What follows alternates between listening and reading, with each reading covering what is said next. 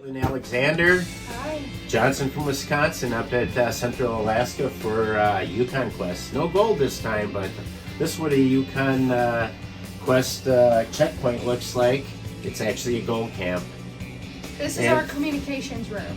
Yes, this is when you're in Alaska, you gotta take what you get. So it's a stock room, storage room / communication rooms for one of the biggest dog sled races in Alaska, right? Yes, the toughest. That's what I hear. Everybody hears about the Iditarod. Right. That seems to be the most known. And I did a little research, and I found out this was the hardest. It is the toughest, they say. Sled dog race. Yeah, it used to be international. COVID, little hump in the road. It's now 550 this year, but it's still So 550 miles. Yes, multiple summits, Eagle Summit, Rosebud. So it's still pretty tough. Yeah. They're getting into the steepest part right now. Just about. So they do have, on the computer, they have tracking information right here, which shows everything that's happening, and you can keep track of the racers and where the locations are. Is that correct? Yes, it's kind of how we keep track of the mushers, like This is Blake, by the way. He owns the place. He's the chief cook and bottle washer and takes care of everything. No, my wife's the chief. Oh, yeah. Oh, we can't You know forget that. these rules, I'm don't the you? same rules. So, but it's very interesting. Do they have transponders on each sled?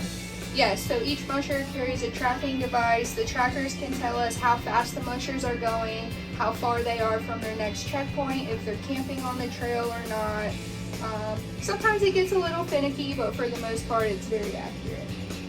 So when the dogs come to a checkpoint, like this checkpoint here in Central, what all happens to the dogs, the musher, the sled? Is there a protocol that each one of them has to go through before they can go back out? So we check each team in. They have mandatory gear that they have to travel with throughout the whole race. We check and make sure they have that. If they're camping in our checkpoint, the vets check all the dogs. They have to pass, vet checks through the checkpoints. If they're blowing through the checkpoint, that's allowed. Some have mandatory stops, some do not. And yeah, they just have to have all their mandatory gear, sign off on everything, and they can hit the road.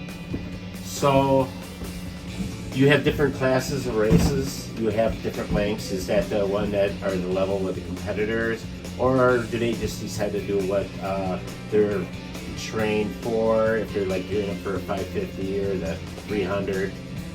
Both races are pretty competitive. Both races this year go over all the summits. I think the 300 might be for people who are newer into mushing or are racing young dogs, gearing them up for bigger races like the 550. Obviously the 550 is longer, so more intense competition there. Right. More experienced dogs. Right. And you're going to be at this checkpoint for how long, you think?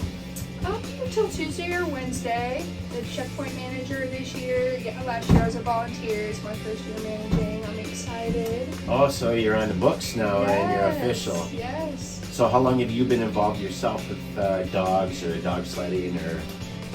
When I was younger, my grandpa raced dogs, had sled dogs, so a little familiar there. Last year was my first year volunteering at a checkpoint though. This year I'm managing it. So you must have done a good job, and they said you got promoted. Well, that's pretty awesome. It seems like a lot of responsibility because this is a pretty big deal. And it's fun though. We love everyone who does it for the dogs. Yeah. And that's what some people are concerned about. Like I have 3 Dobermans at home, and I'm a big dog lover. They're all like my children. And some people say, oh, it's mean, but it's what the dogs love to do. It's like they're so happy when they can do this because they're working dogs. They're trained to work.